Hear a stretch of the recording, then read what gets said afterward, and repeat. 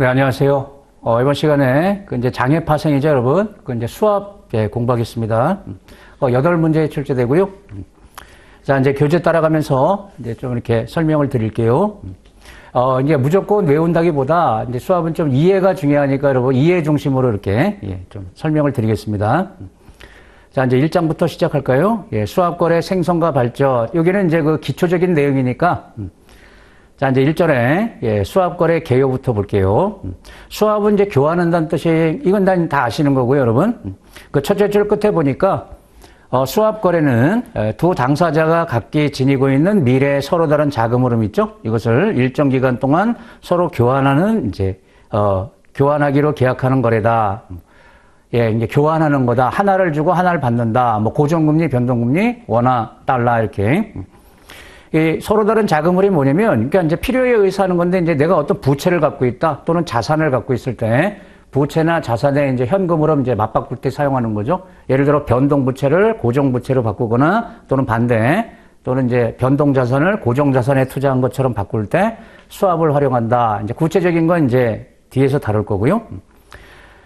네, 그 밑에 보겠습니다. 그 밑에 줄 중간에 보면 이 수합은 자신이 당면한 위험 구조에 따라서 자유롭게 새로운 현금 흐름 구조를 창출해낼 수 있다. 이걸 왜 읽었냐면 자유롭다는 말의 특징입니다. 이게 이제 장애에서 이루어지다 보니까 조건을 마음대로 정할 수 있다는 겁니다. 상대방이 이제 동의한다 그러면 원하는 조건을 얼마든지 만들 수 있다. 그런 뜻입니다. 자, 이제 우측에 가서 2절 볼게요, 여러분. 수합거래 생성 과정. 자, 이제 수합이 나오기 전에 대출 상품이 이제 2개 있었는데요. 그 두 번째 줄에 중간에 볼까요? 수합거래는 70년대 생겨서 이제 발전했던, 70년대는 뭐 안 해도 되겠죠? 패러렐론하고 평행하다는 뜻이죠.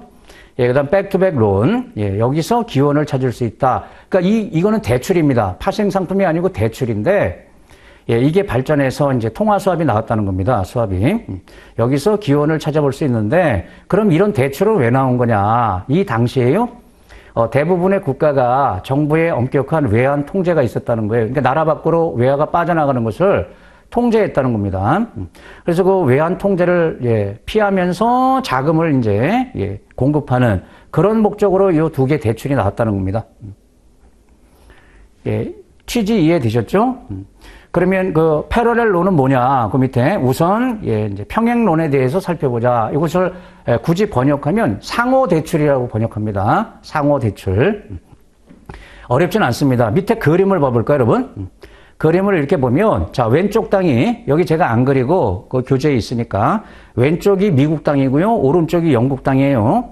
그리고 그 네모로 되어 있는 게 미국 회사입니다. 그러니까 미국에 어떤 미국 이제 회사가 있다 이거예요. 애플사. 예를 들면. 회사가 있고, 근데 이제 영국 땅에, 이제 자회사를 줄 수가 있죠, 여러분. 미국 자회사가 영국에 있을 수 있잖아요. 그리고 그 동그라미로 표시한 게 이제 영국 회사입니다. 그러면 영국 땅에 영국의 어떤 이제 본사가 있을 거고, 근데 미국 땅에 영국의 자회사가 있다. 그러면 이런 자회사들이 여러분, 다른 국가에서 활동하려고 그러면, 예를 들어서 미국에서 활동하는 영국 자회사는 달러가 필요할 거고, 영국에서 활동하는 미국의 자회사는 파운드가 필요할 거 아닙니까? 그래서 요 정반대 입장에 있는 이제 상대방을 찾아서 각각 그렇게 대출 계약을 체결했다는 거예요.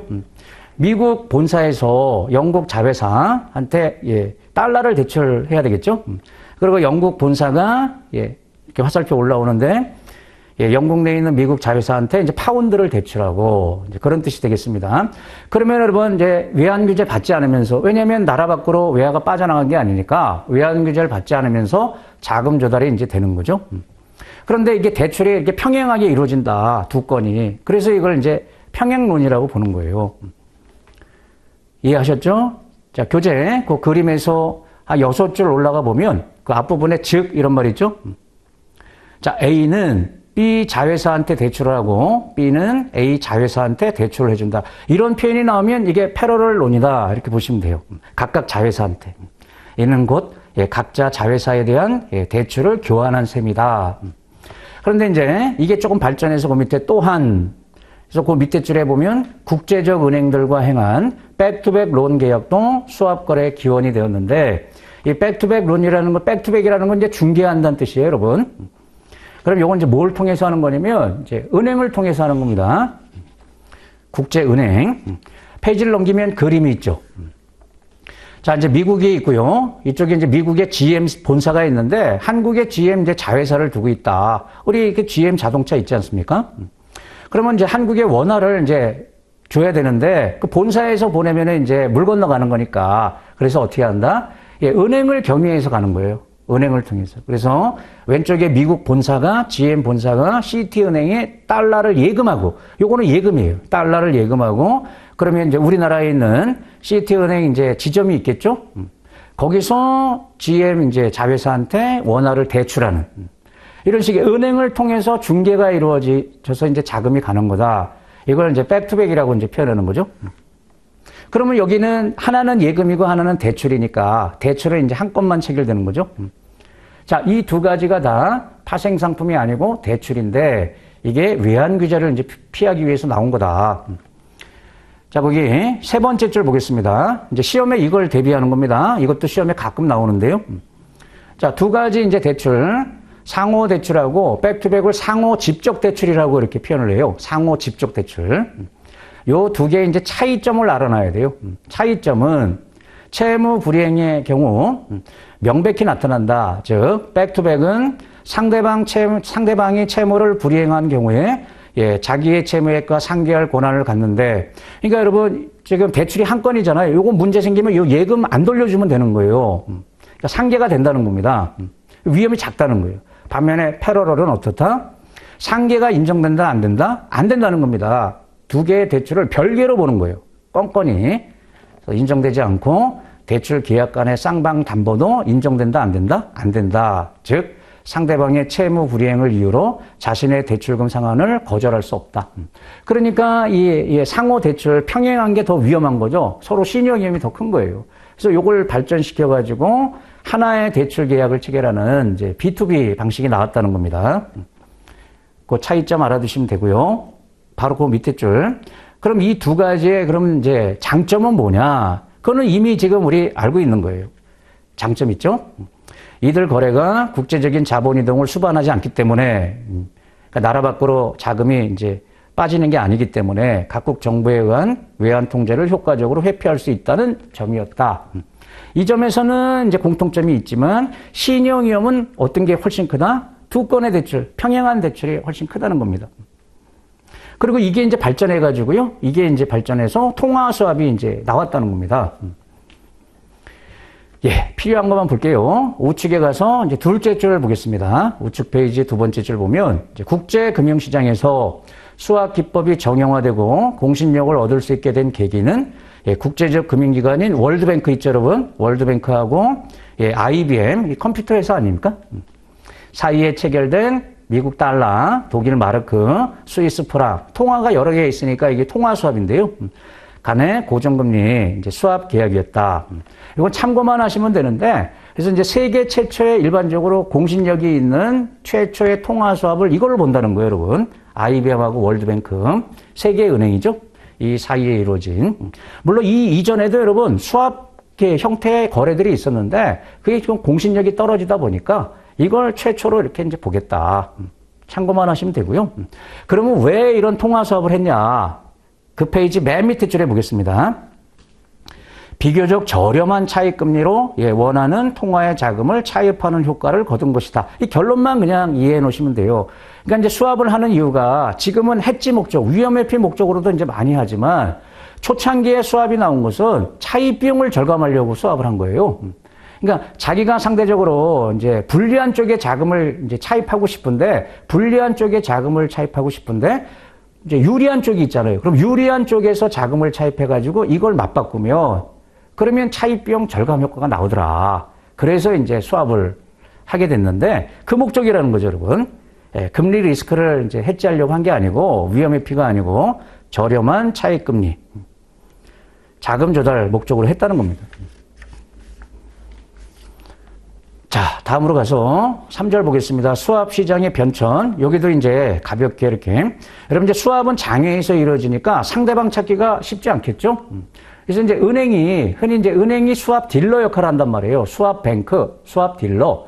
예, 다 은행이 그 역할을 하는데 첫째 줄에 보시면 수합시장이 처음 형성되었을 당시 이제 초창기에는 은행이 무슨 역할을 했냐면 그 밑에 줄 중간자 또는 중개인, 즉 브로커 역할만 했다는 거예요. 그러니까 자기가 직접 거래에 참여하는 게 아니고 둘을 연결시켜주는 브로커는 여러분 이제 중개만 하는 거죠. 그 역할을 했다. 이때는 수합이 이렇게 활발하게 이루어지지 않았어요.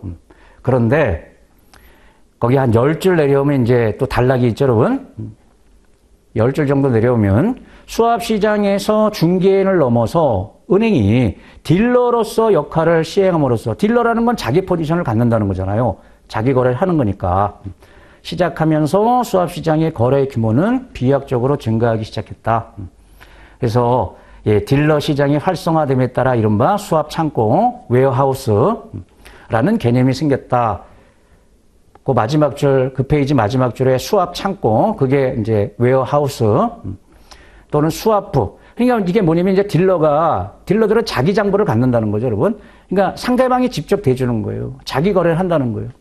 이때부터 비약적으로 수합 시장이 이제 발전했다. 그래서 앞으로 우리 이제 수합 쭉 뒤에 이제 공부를 할 텐데 항상 이제 딜러를 통해서 하는 겁니다. 딜러가 이제 고정금리를 고시하고 또 이자 계산 방법을 고시하고 그걸 우리가 이해하고 이제 계약을 체결하는 거다.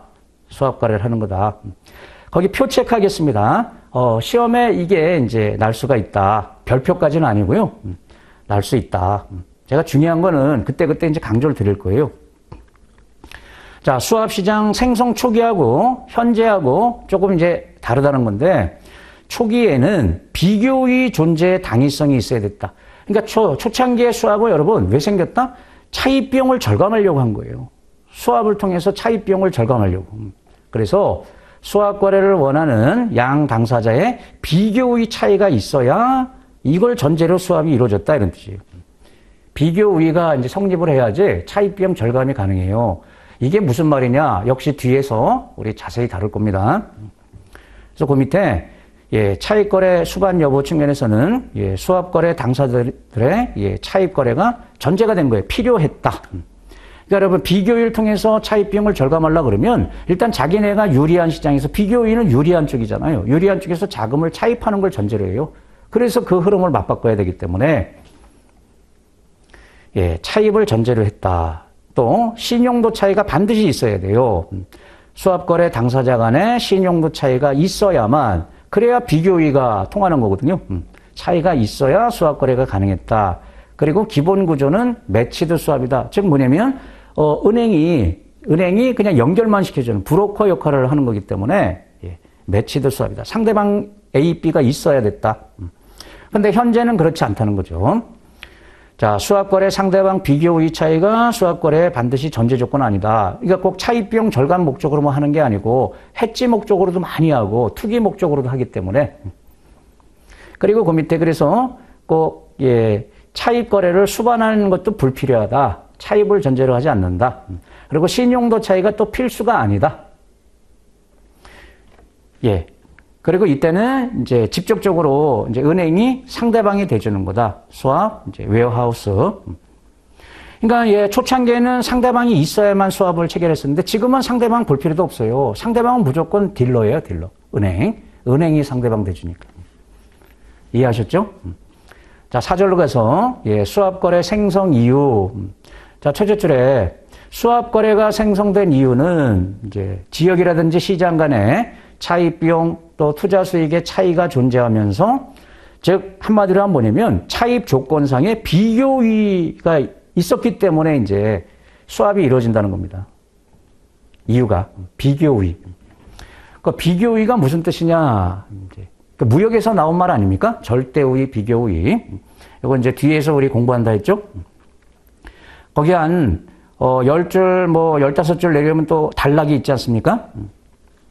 금융시장에서 동일한 차입자에 대해 찾으셨죠? 지역시장 간의 차입 비용이 달라지는 현상을 우리가 시장의 비효율성이라고 얘기하는데 이 시장의 비효율성 때문에 비교의가 창출된다는 거예요, 여러분. 그러니까 비교의는 시장의 비효율성 때문에 나오는 거고 그러면 이걸 잘 이용하면 차입 비용 절감이 가능하고 이런 뜻이에요.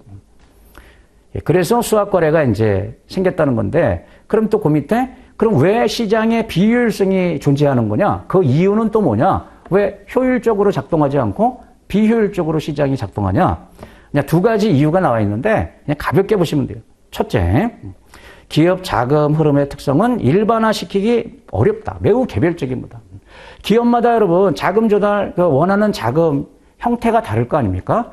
어디선 고정금리 자금을 원하고 변동금리 원하고 기업마다 여러분 특성이 다르기 때문에 동일 금리가 아니라는 거예요. 차입할 때 또 금리가 다를 것이다.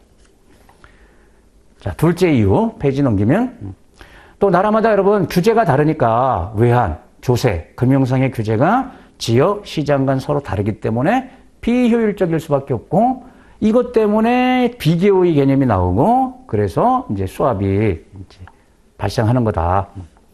자, 이 정도만 볼게요, 여러분. 1장은 이렇게 이제 가볍게 보시면 되고요. 자, 이제 2장으로 들어가겠습니다. 수압거래 기초 개념. 자, 1절에 기본 형태가 나와 있는데 첫째 줄에 그런 말이 있죠. 수압은 크게 이제 두 가지 유형이 있다. 여러 가지 수압이 있는데 우리 교재에서는 금리 수압하고 통화 수압을 다룹니다. 그 두 가지 유형이 그걸 말하는 거예요. 그 첫째 줄 끝에 가장 큰 비중을 차지하는 수압이 금리 수압입니다. 금리 수압이 뭐냐면 고정금리, 변동금리를 필요에 의해서 교환하는 거예요. 부채 흐름 바꾸려고, 자산의 흐름을 바꾸려고. 그래서 이제 금리 수압을 IRS라고 많이 표현하죠. IRS. 그래서 이것은 그 옆에 두 거래 당사자가 자신이 가지고 있는 자산이나 부채 금리 조건을 상호 교환하기로 하는 계약이다. 어디서? 장외에서. 자, 여러분 밑에 그림 있지 않습니까? 우리 이 교재가 그림이 굉장히 많고요. 이 그림을 잘 이해하시면 너무나 이해하기가 쉬워요. 그래서 이제 그림을 자주 볼 겁니다. 지금 그 그림 보면 A하고 B가 있는데요. 얘네들의 이렇게 수직 방향으로 보면 얘네들이 부채를 갖고 있는데 A는 변동금리 부채를 갖고 있죠. 거기 화살표를 잘 보시면 이 나가는 것은 부채예요. 그렇죠? 그래서 변동 부채를 갖고 있어서 변동 이자가 나가고 B는 고정금리 부채를 갖고 있어서 고정이자가 나가는데 이게 싫어가지고 맞바꾸고 싶다. 그럼 대출을 새로 발생시켜야 되는데 그게 번거로우니까 이렇게 대출을 받아놓고 쌍방안에 이제 수합을 하는 거죠. 고정금리를 지급하고 변동금리를 수취하고 이렇게 하나는 고정금리, 하나는 변동금리 이렇게 이제 주기적으로 금리를 교환한다. 이게 금리 수합이에요. 자, 또 하나는 이제 통화 수합이 되겠습니다. 페이지 넘기시면 그 상단에 그림이 있죠? 통화 수합은 조금 복잡한데요. 역시 이것도 뒤를 미루는 게 아니고, 뒤에 가서 어차피 우리 다룰 거니까, 여기서는, 통화 수합. 복잡하다, 그림이.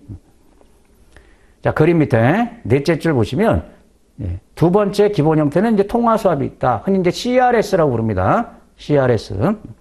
이는 두 거래 당사자가 자신이 가지고 있는 자산이나 부채를 다른 통화의 자산, 통화가 다른 거니까 자산이나 부채로 전환하면서 금리 조건까지도 상호 교환할 수 있는 계약이다. 그러니까 금리 수합보다 조금 복잡해요. 환위험을 없애고 싶을 때, 또 금리 리스크를 없애고 싶을 때. 금리 수합은 통상 이제 금리 위험을 제거할 때 이용한다 그러면 얘는 금리 위험, 또 환위험 다 제거가 된다는 거죠. 자, 맨 밑에, 그 페이지 맨 밑에 넷째 줄 볼게요. 수합 거래에서 금리 교환은 기본적으로 고정금리, 변동금리를 교환하는 거다. 근데 변동금리는 알 수 없잖아요, 여러분. 그때 시장금리를 사용해야 되니까. 그래서 추후 수합 기간 중에 확정되기 때문에 거래 당시에는 알 수 있다, 없다? 알 수 없는 거죠. 그냥 리보를 사용하자, CD금리를 사용하자 이렇게 결정할 뿐이지 그 크기는 알 수가 없죠. 그때 달라지니까. 그런 뜻이에요. 따라서 수합 거래에서 이제 중요한 것은 수합 기간 중에 일관되게 적용할 고정금리가 중요하다. 고정금리를 몇 %로 쌍방안에 정할 거냐. 이자를 교환할 때. 그게 핵심이다. 그래서 우리가 수합 금리, 수합 가격, 그러면 고정금리를 말하는 거예요. 고정금리가 몇 %냐, 수합에서. 자, 뒤에서 다룰 거지만, 이제 IRS가 있고요. 가장 비중이 큰 게 이제 금리 수합이라는 겁니다. 그 다음에 이제 통화 수합. 근데 얘네들이 교환을 하는데, 이제 원금을 교환하고, 또 이자도 교환하고, 또 계약 기간도 있을 텐데, 계약 기간. 요게 좀 달라요, 여러분. 얘는 원금 교환하지 않습니다. 이자만 교환해요. 고정금리, 변동금리. 그런데 이 이자 계산할 때 원금이 필요해요. 그래서 원금을 약정 맺어요. 그래서 명목원금이라는 표현을 써요. 명목상의 원금을 정해놓고 실제 교환하진 않고 이자 계산할 때 이제 이제 사용을 해요. 그리고 얘는 원금도 교환하고 이자도 교환합니다. 훨씬 복잡해요. 초기하고 만기 때 서로 다른 통화를 교환하고요. 중간중간에 이자도 교환해요. 일단 이제 수합은 통상 이제 장기 계약을 맺어요, 여러분. 1년 이상 장기. 그래서 자본시장에서 이제 거래된다 보시면 돼요. 머니 마켓이 아니고 자본시장, 캐피탈 마켓이 되겠죠. 근데 이 중에서 이자에서 이 고정금리가 중요하다는 거예요. 이 고정금리를 이제 몇 %로 정할 거냐. 자, 이제 2절 보겠습니다. 그래서 이제 고정금리 얘기가 나오죠. 자, 통상 수합 거래 가격은 변동금리를 말한다, 고정금리를 말한다? 고정금리를 말하는 겁니다. 변동금리와 교환되는 고정금리. 그러니까 변동금리는 뭐 리보를 사용하자, CD를 사용하자 이렇게 결정을 하는 거고 중요한 것은 고정금리다. 자, 계속 볼게요. 그래서 수합 거래는 만기가 1년 이상 또는 최장 20년까지 이렇게 장기란 말이에요. 그러니까 1년 이내짜리는 없어요, 여러분. 금리나 통화 수합은. 외환 수합은 1년 이내로 많이 하지만 우리 요 두 가지는 1년 이상 이렇게 장기 계약을 맺는데 20년도 있단 말이에요. 그래서 장기간 거래이기 때문에 이 수합 거래에 적용할 고정금리는 이게 장기금리를 사용합니다. 장기금리. 주로 이제 채권금리를 가지고 결정을 하는 거예요. 그런 뜻입니다. 그래서 이 고정금리는 통상 수합 기간과 만기가 동일한 채권이란 말이 나와 있죠. 채권의 유통수익률을 기준으로 거기에 이제 가산금리, 영어로 이제 스프레드, 이걸 더해서 결정을 한다. 그런데 어떤 채권을 가지고 이제 참조를 하냐 알아두셔야 되는데 그 두 줄 밑에 있죠, 여러분. 두 줄 밑에 앞부분에 보면 수합금리 결정에 활용되는 채권은 국채에다가 동그라미 치세요. 국채를 사용한다. 국채는 여러분 무위험 채권 아닙니까? 근데 수합은 상대방 위험이 있다 보니까 국채를 기준으로, 국채 수익률을 기준으로 거기다가 스프레드, 가산금리를 이제 고려를 해가지고 이 수합 가격을 이제 결정한다는 거예요, 여러분. 5%가 좋겠다? 뭐 5.1%가 좋겠다, 이렇게. 회사채가 아닌 국채. 그래서 그 세 줄 밑에 또 단락이 있죠? 그래서 이제 국제 수합 그러면 이제 달러 수합을 말하겠죠, 여러분? 그래서 미 달러의 경우는 당연히 국채가 뭐겠어요? 미국 정부가 발행하는 미 재무부 증권. 그것을 수합금리 결정에 사용한다. 여기다 이제 스프레드를 이제 가감한다는 거죠. 영국 같은 경우도 그렇고 자기네 국채가 있을 거 아닙니까? 그리고 우리나라 나오죠, 두 줄 밑에. 그리고 우리나라의 경우도 국고채. 정부가 발행하는 이제 국고채가 있으니까 그것을 사용해서 수합금리를 이제 결정한다. 스프레드를 얹어서. 자, 통상 이제 채권금리를 참조해가지고 고정금리를 이제 계산을 하는데, 결정을 하는데 꼭 그렇지 않다. 단기 수합도 이제 있을 수가 있다. 기본은 장기지만. 그 밑에 이제 보시면 미 달러의 경우 수합 가격인 고정금리를 수합 거래와 만기가 동일한 국채 수익률에 더해지는 가산금리 방식으로 고시하거나 최종 금리 방식. 요거 이제 뒤에 나옵니다. T 플러스 뭐 40bp 이런 식으로 이제 수합 스프레드 방식으로 고시할 수가 있어요. 국채 수익률에다가 가산금리를 더해서 고정금리를 사용하겠다. 근데 이제 그 계산이 일반인은 잘 안 되니까 그걸 계산해서 실제 크기를 고시한단 말이에요. 뭐 5%다, 5.1%다. 그걸 갖다가 최종 금리, 영어로 이제 올인 방식이라고 불러요. 이렇게 고시를 하는데 만기가 1년에서 2년 이렇게 그 1, 2년 사이 이게 이제 짧다고 보는 거예요.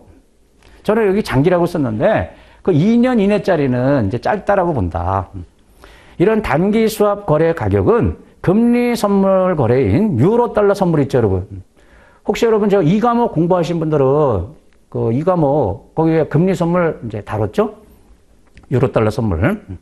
유로 달러 선물 있지 않습니까? 그거 스트림률을 이용해서 고시하기도 한다는 거예요.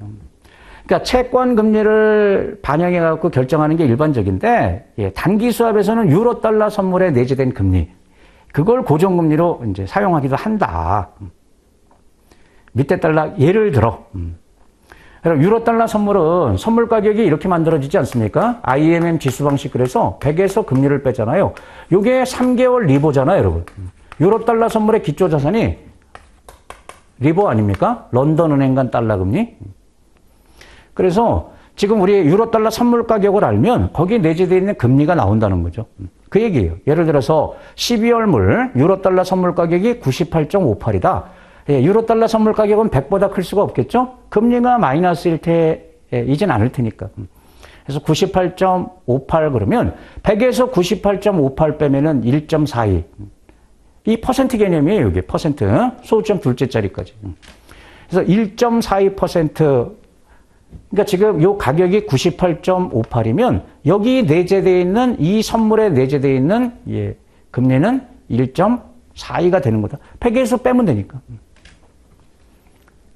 그렇게 이제 금리가 표시가 되는 거기 때문에 이걸 이용해서 이제 스트립률, 그걸 이제 계산할 수가 있다는 거예요. 그리고 그것을 고정금리를 고시한다는 거예요. 페이지를 넘겨볼까요? 거기 표가 있죠, 여러분. 표 2-1에 보면, 뭐 12월물, 3월물, 6월물, 9월물 이렇게 있는데, 여기 내재된 금리는 있지 않습니까? 이게 3월물 그러면, 이게 3월 이후 금리 아닙니까? 파생상 미래를 사고 파는 거니까, 이게 3개월, 그러면 구간이 어떻게 되냐 그러면, 이게 3월물이면 3월 만기 이전 금리를 매매하는 게 아니고, 요 만기 이후 금리를 매매하는 거잖아요. 미래를 매매하는 거죠. 근데 이제, 지금 요 표는 뭘 보여주냐면, 거기 12월부터 5개가 있는데, 위에 4개를 봐봐요. 12월물이 만약에 98.58에 거래되고 있고, 그러면 거기에 내재되어 있는 금리는, 그러면 12월부터 3월까지 금리를 얘기하는 거거든요. 이 선물에 내재된 금리가 12월부터 3월까지의 3개월 리보 금리란 말이에요. 그 실효 금리를 보면 그러면 1.42. 그 다음에 3월물의 가격을 보면 거기는 1.49%. 이렇게 지금 금리가 거래되고 있는 거고, 거기 1.73, 2.09. 그럼 그게 다 3개월 금리이기 때문에 기준이, 금리는 물론 연율이지만 이 기초자산이 3개월 금리를 거래하는 거니까, 그럼 이렇게, 지금 이렇게 4개를 나눠서 이렇게, 그럼 여기 선물에 내재된 금리들이 있다. 그럼 이게 3개월 금리다. 그러면 이걸 이용해서 이 1년짜리 금리를 계산할 수 있다. 이걸 스트립률이라고 부르는 거예요. 어떻게 계산하냐? 위에 식이 있죠. 자, 맨 앞에 게 가격에 내재된 게 만약에 1.42%다 그러면 1 플러스 1.4, 이건 연율인데 3개월치 이자 계산하는 개념이니까 그걸 4로 나눈 거. 그 4개를 이렇게 연결하는 거예요, 여러분. 기하적으로. 이렇게. 근데 그 금리를 4로 나눈다는 거, 그것만 주의하시면 되죠? 왜냐면 3개월치 이제 이자 계산하는 개념이니까. 이해되세요? 이렇게 4개를 연결해서 1년짜리 금리를 찾아낼 수 있다. 그런 뜻입니다. 이거 지금 공부하시는 분들은, 기본적인 개념들이 다 있으시니까, 요런 이제, 기초 개념들은 이제 아시는 거 아닙니까? 이 정도만 할게요. 해서, 그걸 계산해 보면, 그러니까 이 4개가 1년짜리 금리를 만약에 RA라고 해볼까요? 이게 묶어가지고 요거 찾을 수 있잖아요. 이거 계산해가지고. 그게 스트립률이다. 거기에 1.693%. 물론 이거 계산하는 것도 시험에 날 수 있지만, 거의 내지 않습니다. 참고 이렇게 하시고요. 자, 이제 고정금리 얘기를 했고, 그 다음에 이제 변동금리를 보겠습니다. 변동금리는 둘째 줄, 리보란 말 나오죠. 리보가 일반적으로 사용된다. 그러니까 국제수합에서. 그러니까 이제 화폐가 달러일 때는 달러 금리 수합에서는 통상 리보가 변동금리 지표로 이제 이용되는 거예요. 항상이 아니고 일반적으로. 반면에 우측 페이지 첫째 줄, 우리나라 원화 금리 수합에서는 CD 금리가 변동금리 지표로 이제 이자 계산에 사용돼요. 3개월 만기 이제 CD 유통수익률을 변동금리 기준금리로 사용한다. 이 관행적으로 이렇게 하는 겁니다. 수합은 장애이기 때문에 표준화되어 있지는 않지만 오래 하다 보면 관행이라는 게 있잖아요, 여러분. 리보를 쓴다. 또 우리는 CD를 쓴다. 변동금리로. 자, 이제 3번 금리 계산 기준. 요거 별표 치겠습니다, 여러분. 요 개념을 잘 이해하셔야 되는데, 자, 별표 치시고요. 첫째 줄. 고정금리 기준으로 채권금리를 사용한다 했습니다. 고정금리를 정할 때 국채 수익률에다가 스프레드를 더하는 거니까 이제 채권금리를 이제 반영하기 때문에 그 채권의 이자 계산하는 거 있잖아요, 여러분. 그 방식으로 수합도 이제 이자 계산이 이루어진다는 겁니다. 채권 금리 계산하듯이. 그래서 이제 크게 두 가지. 그걸 이해하는 게 거기 세 줄 밑에 끝에 보면 연간 쿠폰 지급 횟수, 그러니까 이자 지급 횟수, 교환 횟수, 1년에 한 번 교환할지, 2번 할지, 4번 할지 이렇게. 그리고 이자 계산 방법, 일할 계산하는 거 있잖아요, 여러분. 프람투 일수에 수에 대한 이자 계산하는 방법. 요게 조금 다르다는 거예요, 기준이. 그래서 그걸 이해를 해야 되는데, 이제 1번에 보면, 애뉴얼 본드 이제 방식이다 이런 뜻이. 베이시스 그러면 뭐 기준, 방식이라고 보면 되니까 일단 애뉴얼이 뭐냐면 앞에 그 애뉴얼이 교환 이게 주기를 말하는 겁니다. 1년에 한 번씩 주고받자 이런 뜻이에요. 애뉴얼이니까. 그리고 이 본드란 말 동그라미 치고요. 이게 이제 이자 계산을 이렇게 본드 방식으로 하자는 거예요. 채권 방식으로. 그럼 이건 뭐냐면 미리 말씀드리면 이 방식으로 하는 겁니다. 그러니까 1년을 무조건 360일로 보고 한 달을 30일로 보고 이자 계산하자. 큰 달 작은 달 따지지 말고. 그걸 본드 방식이라 그래요. 그 밑에 줄에 나와 있죠. 1년을 360일 무조건 그리고 매달을 30일 이렇게 이자 계산하겠다.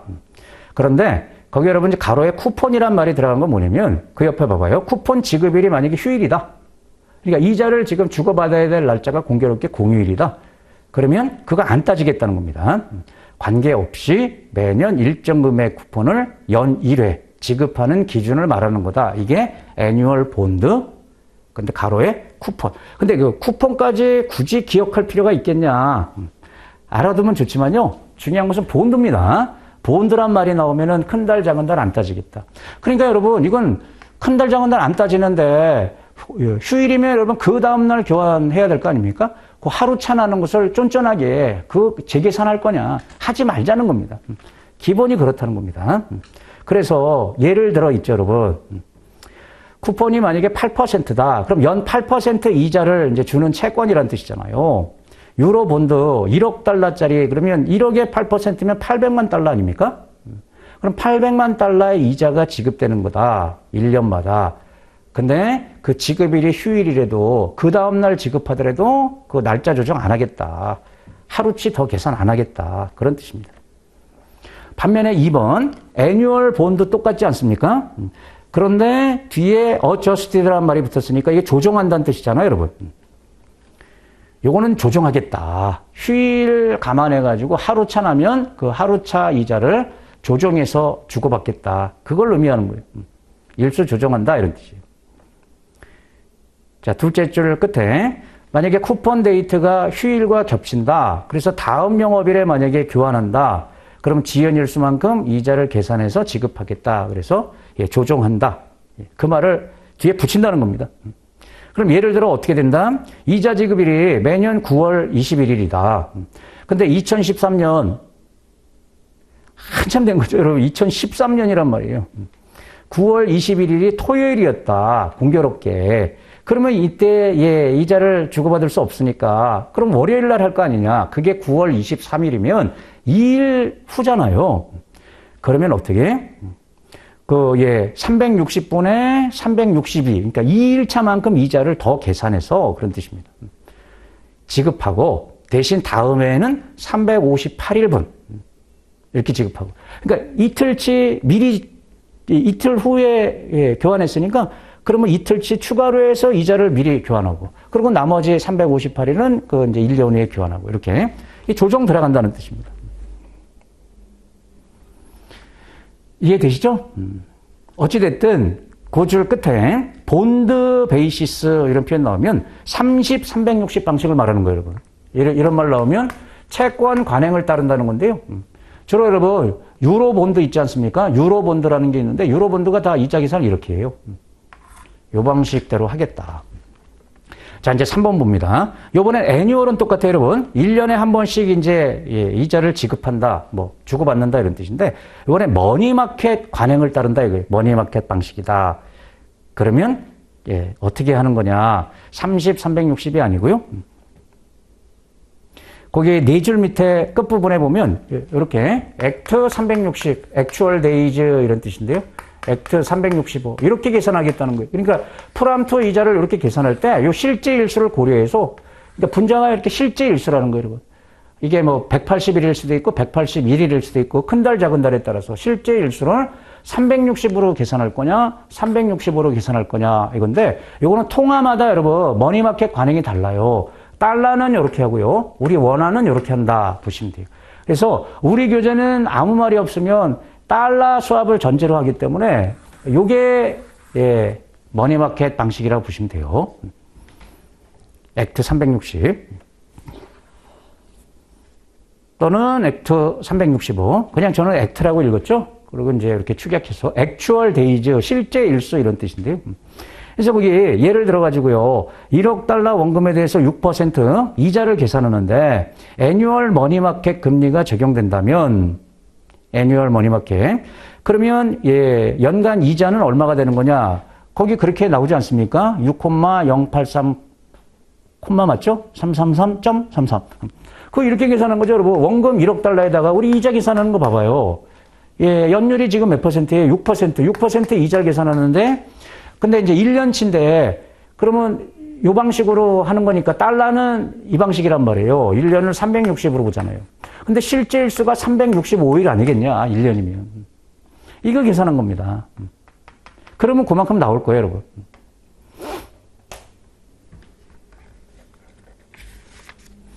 자, 4번. 요번에는 앞에 말이 달라졌죠? 애뉴얼이 아니고 세미 애뉴얼. 그러면 무슨 뜻이다?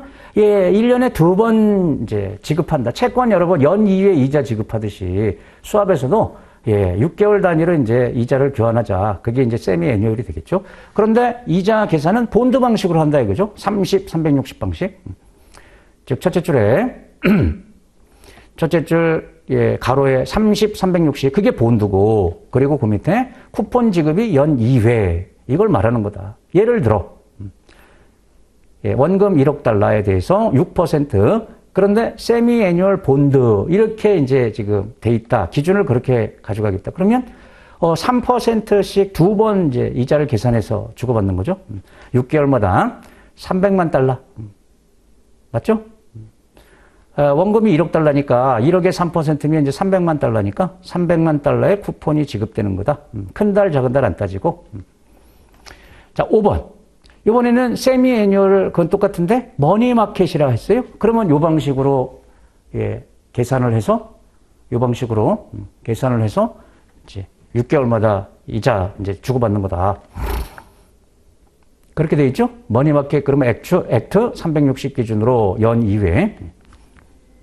그래서 통상 여러분 지금 이제 앞으로 공부하실 때 쭉 그 머니마켓 베이시스 그러면 달러를 기준으로 하기 때문에 요걸 말한다고 이렇게 보시면 돼요.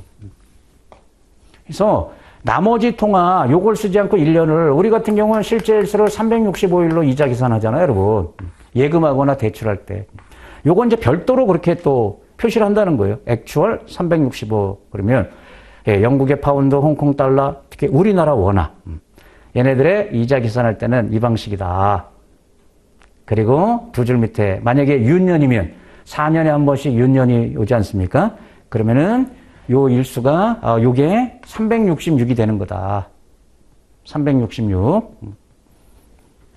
그러면 이것도 또 지저분하다. 365를 이렇게 하고 4년에 한 번씩은 366으로 해서 이렇게 이자 계산해야 되니까 그게 또 지저분하다. 그러면 7번처럼 뒤에 픽스드라는 또 표현을 붙인다 이거죠.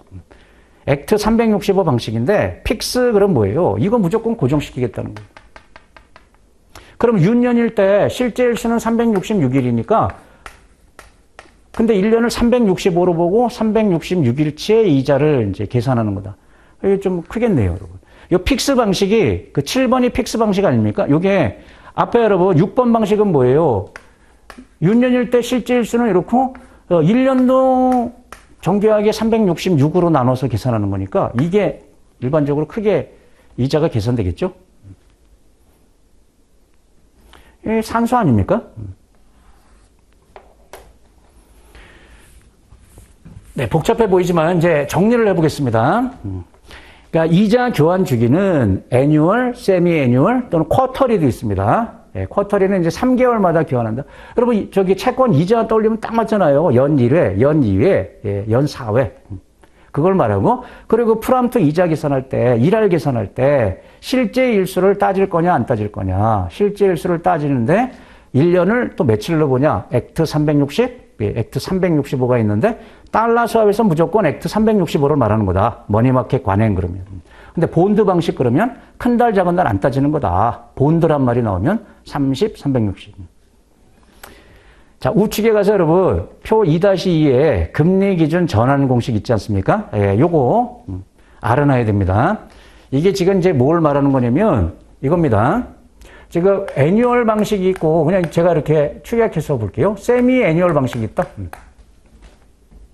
그러면 자, 얘하고 이 방식으로 이자를 계산할 때하고 이 방식으로 이자를 계산할 때 동등 가치가 나오게 이제 환산을 할 필요가 있다.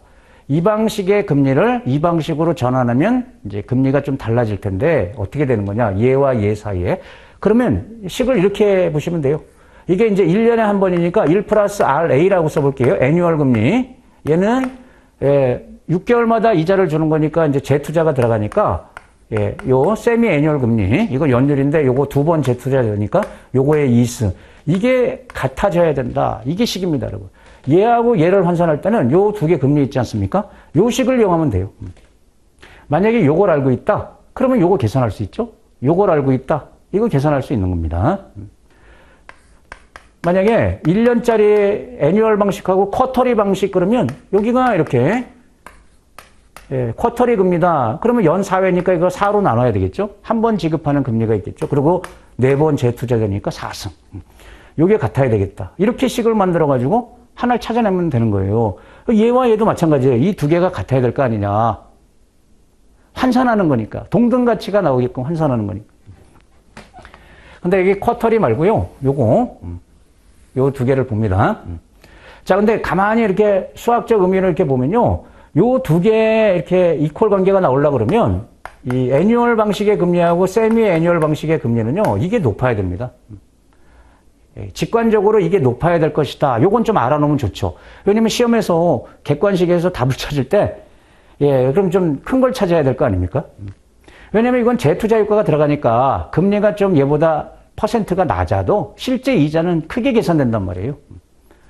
그러니까 얘가 얘보다 좀 높을 것이다. 그걸 갖다가 영어로 지금 복잡하게 써놓은 겁니다. 거기 그 첫 번째부터 하나, 둘, 셋, 넷, 다섯 번째까지 쿼터리까지 요거 하나로 보시면 되고요. 그 다음 밑에 두 개 그게 이제 뭐냐면 이제 일수 계산하는 방식이에요. 자, 본드 방식이 있고 그냥 머니마켓 방식이라고 해서 MM이라고 쓰겠습니다. 거기에 이제 머니 베이시스 이렇게 되어 있는데 이제 머니마켓 방식이다. 우리끼리 약속하는 거예요. 자, 그러면 요거는 일수를 계산할 때 큰 달, 작은 달 안 따지는 거니까 예를 들어 이런 겁니다. 환산할 때 이게 본드 금리다. 그럼 얘는 1년은 무조건 1이잖아요. 360분의 360. 한 달을 360으로 30일로 보니까 이게 1이에요. 그리고 얘는 만약에 얘를 MM 금리라고 해 볼게요. 머니마켓 관행 금리. 그러면 얘 1년을 360분의 365. 실제 일수만큼 계산하는 거니까. 그럼 이게 같아야 된다. 이게 시계로 환산하는 식. 본드 금리와 MN 금리. 요거 환산할 때. 그럼 이건 뭐 1이니까. 그럼 여기서도 여러분 어떤 느낌? 요거하고 요거. 그러면 요 금리를 요거와 이렇게 이제 서로 환산할 때 어떤 게 크게 나오겠어요? 이게 크게 나오겠죠? 왜냐면 얘가 5일치 이자를 더 주는 개념이니까 요 이자율이 조금 낮아도 실제 이자 크기는 얘하고 같은 거 아니냐. 5일치만큼. 네. 이거 알아놓으시면 돼요, 여러분. 요 두 개 간에 환산하는 것은 요 식으로. 이렇게 요 두 개 환산은 개념이 이 관계식을 이용해서 이제 전환하면 되는 거다. 그럼 해볼까요? 그 밑에 여러분 표를 보시면 표 2-3에 굉장히 이렇게 여러 개가 나와 있는데 맨 밑에 있지 않습니까? 세미 머니 방식의 금리가 있다. 그걸 세미 본드 방식으로 환산하면 그렇게 해야지 이자가 같아지는 거다 이거예요. 실제 이자가. 또는 애뉴얼 머니, 애뉴얼 본드 이렇게 네 가지. 이거 환산하는 게 시험에 난다 안 난다? 날 수 있습니다. 이거는 하실 수 있어야 돼요. 자, 페이지를 넘겨볼게요. 우리 교재 첫째 줄에 자, 거기 보시니까 애뉴얼 본드 기준의 쿠폰이 6%다. 그럼 이것을 다른 기준으로 바꾸면은 몇 퍼센트가 돼야 동등 가치가 되는 거냐? 그걸 이제 계산을 해놨죠. 근데 계산 기준은 없고요. 그 수치만 나와 있으니까 하나씩 연습을 해볼게요. 지금 애뉴얼 본드입니다. 애뉴얼 본드라고 이렇게 쓰고요. 얘가 지금 몇 퍼센트예요? 6%일 때. 요것을 이제 세 가지로 이렇게 이제 환산하는데, 여러분 첫 번째 요것을 6%를 세미 애뉴얼 머니마켓 기준으로 환산하게 되면 이게 되게 복잡합니다. 왜냐면 애뉴얼을 세미 애뉴얼로 바꿔야죠. 그리고 본드도 머니마켓 방식으로 바꿔야 되니까 이 두 단계가 필요해요. 그래서 그거 말고 그 다음 거부터 먼저 해볼게요. 세미 애뉴얼 본드 방식으로. 요것을 세미 애뉴얼 본드. 그럼 요건 똑같잖아요. 그러면 요것을 요거로만 바꾸면 되니까 그러면 요거는 식을 어떻게 만들어야 돼요? 이거는 1년 기준이잖아요. 그럼 1 플러스 6% 요거하고 1 플러스 세미 애뉴얼 2로 나눈 거에 2선. 이게 같아야 되겠다. 이렇게 식을 만들어가지고 요 금리 이제 계산하는 거죠. 그러면 요게 나올 거예요. 한번 계산해 보세요. 여기다가. 그러면은 그게 5.91260%가 된다. 이런 뜻이에요. 그 옆에 이번엔 이제 애뉴얼 머니 마켓이다. 그러면 요것을 기준으로 애뉴얼 요거 똑같고 이 본드를 MM 방식으로 바꾸는 거죠. 그러면 요건 어떻게 하면 된다? 요 6% 요것을 요거로만 바꾸면 되니까 일단 요거보다 작아져야 될 거 아니에요. MM 방식은. 그러면 365분의 360 아마 이렇게 될 거예요. 왜냐면 요 금리가 요 방식보다 금리가 높아야 실질 이자가 같아지는 거기 때문에 요거 이해됩니까? 그럼 요렇게 요거 5일치 줄여주는 겁니다. 5일치 줄여줘야 돼요. 그래서 거기 보시면 6%가 좀 적게 나왔잖아요. 5.91781 이렇게 나온 거 아닙니까? 예. 요것을 이렇게 바꾸면은 이게 거기 5.91781% 이렇게 되는 거고요. 요것도 있지 않습니까? 이건 복잡해요. 5.9126% 여기 작아진단 말이에요. 요거보다 작아져야 된단 말이에요. 그러면은 이제 최악의 경우가 여기서 이렇게 그리고 MM 그럼 이게 두 개 다 바꿔야 되니까 만약에 이거로 바꾸겠다 그러면 이 작업을 해줘야 돼요. 이걸 먼저 하거나 이걸 먼저 하거나 요걸 먼저 바꾸고 이걸 바꾸거나 이걸 먼저 바꾸고 이걸 바꾸거나 이 두 단계를 거쳐야 되겠습니다. 자, 그럼 시험에 이것을 이렇게 바꿔라 이렇게 잘 안 낼 겁니다. 왜냐면 시간이 오래 걸리잖아요. 우리 공부 목적으로는 이제 알아놔야 되지만 이렇게는 잘 안 낼 거고 하나 바꾸는 거 있지 않습니까? 이렇게 일수 계산 방법 바꾸는 거 아니면 교환 이제 주기 바꾸는 거 요 두 개를 좀 봐둬야 된다. 네, 첫째 시간 여기까지 하겠습니다.